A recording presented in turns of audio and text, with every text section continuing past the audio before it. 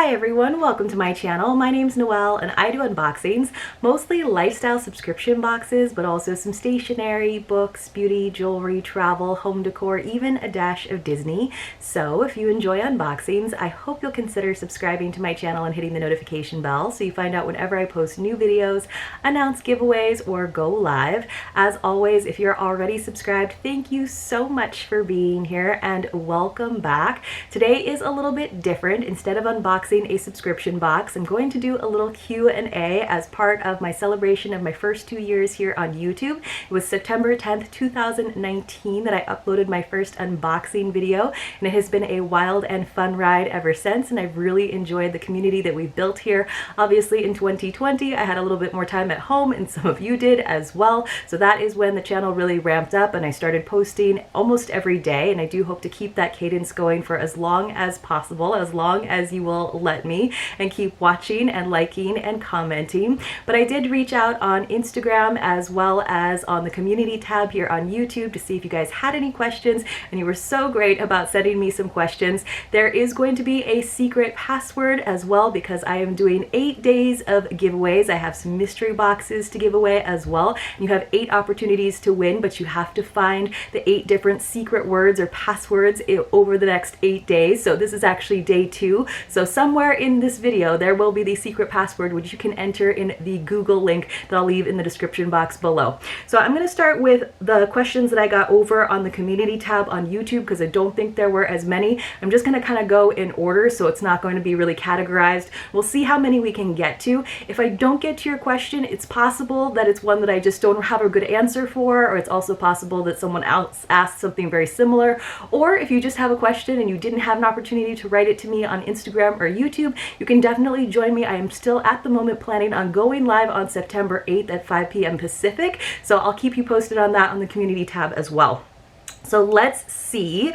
Well, one question that I get all the time, and I always have to sort of demur, is what is your favorite box, even in certain categories? Because all boxes are different and different seasons or different months are really different, and because I work with so many boxes collaborating and they're kind enough to send me PR, I don't like to play favorites. I like to let each box really stand up for itself. I can say which box like month has been my favorite, but I don't usually state favorites. I can tell you some of my favorites that I really enjoy receiving, and that's Curateur, which was Box of Style, which was the first box that I opened here. I really love Oceanista, obviously. I love my Stylish French box. That's a new favorite, a little bit of a pricey favorite, but I don't necessarily think one is better than the other. So they all have something great to contribute. The other question though was what makes a box great, and for me it really is about the curation and the experience. I also really appreciate value and quality, and that kind of goes with curation. So I love boxes that have themes that feel seasonal. I love a little bit of customization, but I also love a little bit of delight. So it's finding that right balance with a box between useful things that are really well made, a good value, helping me discover new products and new brands, but also, you know, things that I wouldn't necessarily purchase for myself. So yes, I don't mind getting some dryer balls, for example, but I also love to get a beautiful vase or a lovely smelling candle, which I wouldn't normally purchase for myself. So I think it's finding that nice balance between use and quality and delight, but also, of course, you do want to feel like you're getting a little bit of a deal. A lot of boxes have been moving away from including the retail values because a lot of the times those seem elevated anyway, but I really like to know that I am getting a little bit of a deal, and that's one of the beautiful things about subscription boxes and why we love them so much, is because those companies have the buying power to buy in quantity, so we can try brands and products that we wouldn't normally be able to purchase as one-offs. So let's see what else we've got. I have got a few more questions here on YouTube. So here's one. So this is for my subscribers that are a little bit newer to the channel, because I have answered some of these like how you got started questions in past Q&As. I actually have an entire playlist of like my YouTube journey.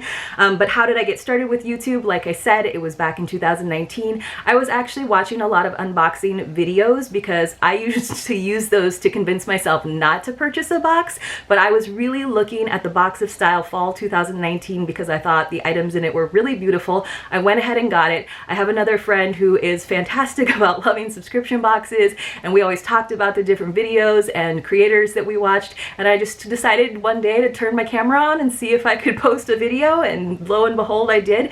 My first 2 months I only posted 5 different unboxing videos, so it took a while for me to really like ramp up to doing it almost every day, but I have really enjoyed the process, and like I said, getting to know all of you. What's the best and worst thing you've received in a subscription box? I think some of the worst things I've received are things that have just like leaked or been damaged or just feel really cheap. I would rather a box, I would rather have fewer items of higher quality than necessarily like a bunch of little trinkets and goofy things. Let's see, you've heard of some, so how do I find them?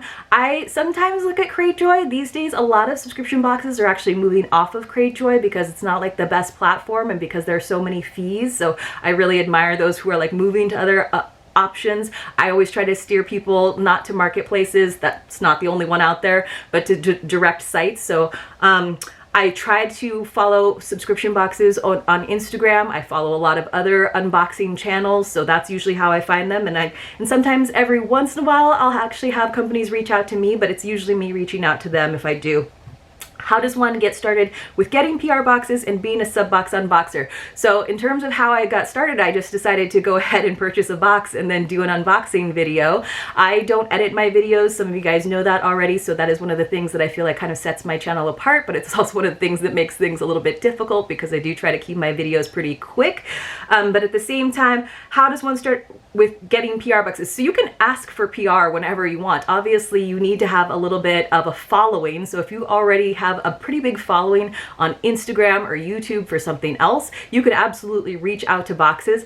I personally wanted to wait until I was at least monetized on YouTube, so I needed to have 1,000 subscribers, and that was what my like metric was for myself before I personally felt comfortable reaching out to boxes. Now I'm kind of the mind where like I might as well reach out, but I'm not surprised when boxes give me a polite no and say that it's because I don't have enough subscribers.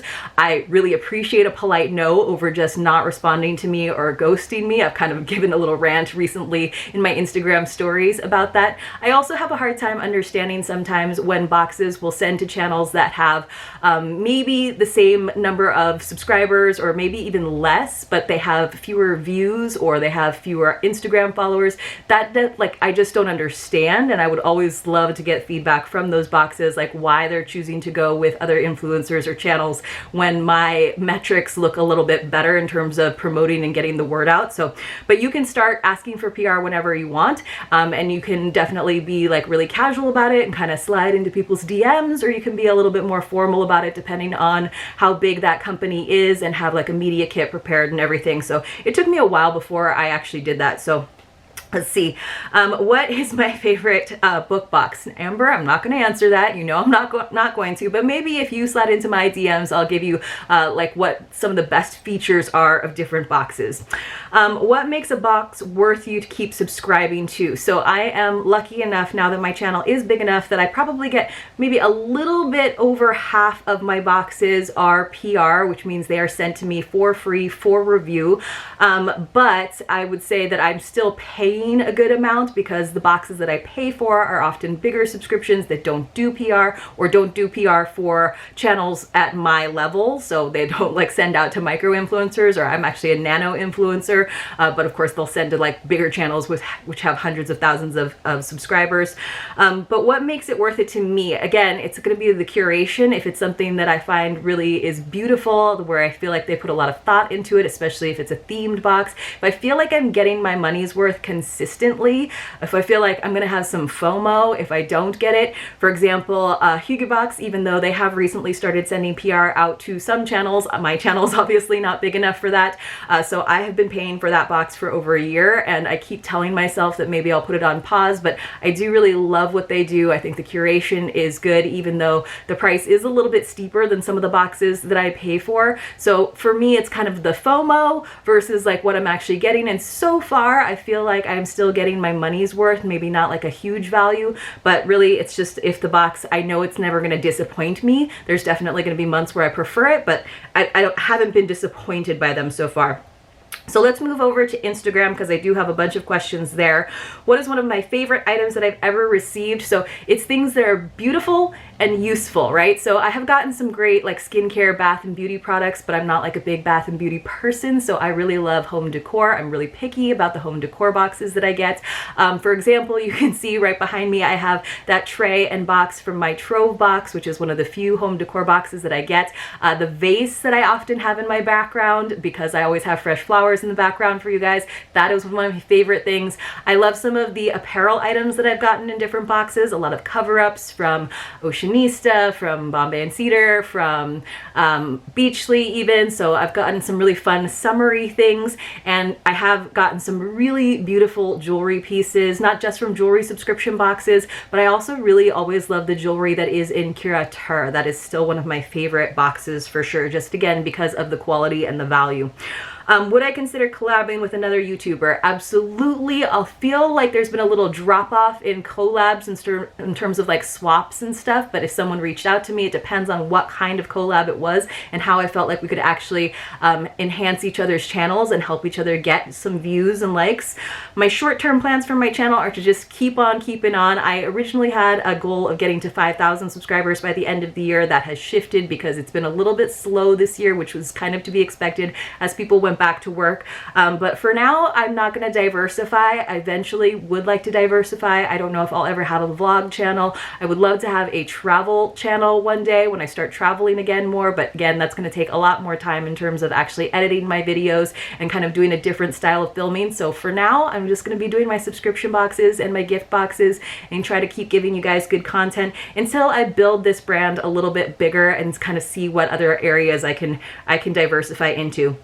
Will I add clothing boxes? So I've gotten Stitch Fix, you guys, since 2015. I think I am on my like 115th fix. So I did post a few of them, but because of the style of videos I do, I can't do try-ons because I don't edit. I don't like stop and then refilm. So it didn't really work out because people just want to see try-ons, which I totally understand. So in terms of making sense of the getting views for my channel, I still get Stitch Fix, but I'm not going to be doing any clothing try-ons. I did fashion once, but again, because I don't do try-ons, it's not necessarily a great fit, but I definitely will let you know if you ask about a blouse or a dress. I will let you know in the comments for sure, and I of course always have a little referral link for you too. How picky am I when accepting new channels, new boxes to my channel? I am pretty picky. I mean, honestly, because I don't actually charge for my videos currently. I do charge if boxes want to use my photos without credit. And that's another thing that I've kind of had a rant about. I allow people to repost my photos with credit for free. It's kind of like buying an app with ads or without ads. But if they want to use them in their own promotions without crediting me over on Instagram, then they have to purchase the photos, and my prices are very, very low.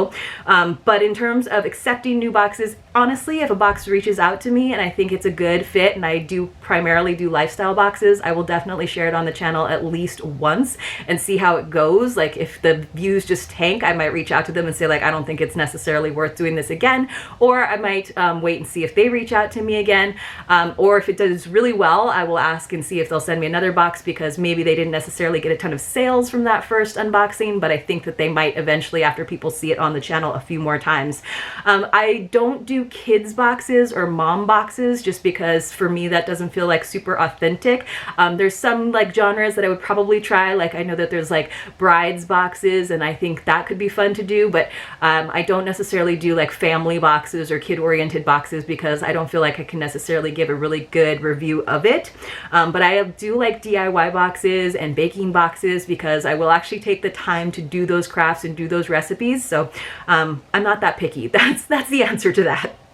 What's the best way that you can help my channel? The best way right now that you can help my channel is to watch the videos in their entirety, likes, comments. Following me over on Instagram is really helpful as well, just because then when I reach out to boxes and ask if they will send me PR, then I can show them those metrics and show that not only do I have an active and engaged following over on YouTube, but also on Instagram, and that is definitely where a lot of advertising is starting to move. It has already. If I start any other channels, I don't think I'm going to be on TikTok, but if I ever ever move over there, obviously following me on every platform that I'm on is super duper helpful.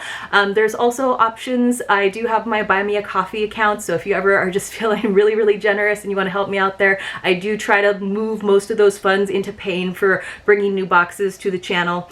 Do I feel obligated to answer all the comments on videos? I do try to answer all of them unless they're like really negative or there's not really a question involved. And that's just because I'm a little bit OCD. I'm one of those people who like hates to have the little red number showing how many unread email messages. So I love to get through my comments whenever I can. And I feel like it just kind of like shows me who is watching and like what they're like noting and kind of what their favorite boxes are. So I do like to respond just so you know that it's not a total one-way conversation.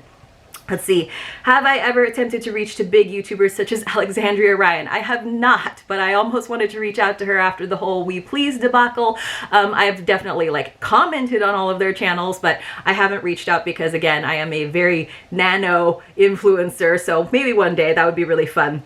Would I ever do a video about the boxes that have ghosted me or the boxes that I don't like? I try not to spill the tea too much. I kind of do that a little bit more in live streams. I will go on like a little bit of a rant sometimes, but there's really no need to like bring a box down. I have definitely had some boxes that I would not ever suggest to someone and who I feel like have treated me a little bit unprofessionally. So if you actually brought that box up to me specifically, I wouldn't pull any punches, but I'm not necessarily going to go out of my way to like, you know, amend my comments or pull down my videos. But if you see a box on my channel that I no longer open, there's probably a reason for that. So it could be because they've decided that they want to work with another influencer. It could be because I don't feel like comfortable promoting it anymore, but you're always welcome to ask. I might not answer publicly in comments, but you're always welcome to give me a DM, and if I have a good answer for you, I will. So let's see. Most people like drama. Would you ever do a video about that French box? So absolutely, because I'm actually still waiting on 2 boxes from We Please. So I obviously have 5 videos up from them. I still have one more box on my original annual subscription that I got at the end of 2019. And I actually, because one of my boxes came with half of the items, originally they tried to give me some credit in their shop. I picked out items in their shop with that equal of half the value of the box, and they didn't have those items either. So I said, you know, it's content for my channel, so why don't you go ahead and give me another box? Because originally I got volume 4.6, so my last volume would have been 5.5, so I decided to go ahead and do the entire volume. So I should be getting 5.5 and 5.6, and you will definitely hear all about my experience when I finally one day get that box. I don't know, at this rate in 2023. What do I do to chill? I'm all about Netflix and chill. I love some junk food. I'm all about carbs and cheese. I still do my yoga practice. I've kept that up through the last year and a half, even though I'm not currently teaching. I'm right now thinking about going back to teaching. I'm trying to get off my screens a little bit. I love photography, obviously, and that's why I've transitioned so easily into doing product photography, but I am trying to do a little bit more in terms of reading and using my brain a little bit more. And for me, honestly, like travel is my other passion, so hopefully that comes back soon as well. My favorite item in a box, like I said, jewelry, some skincare, my vase from my NoBots.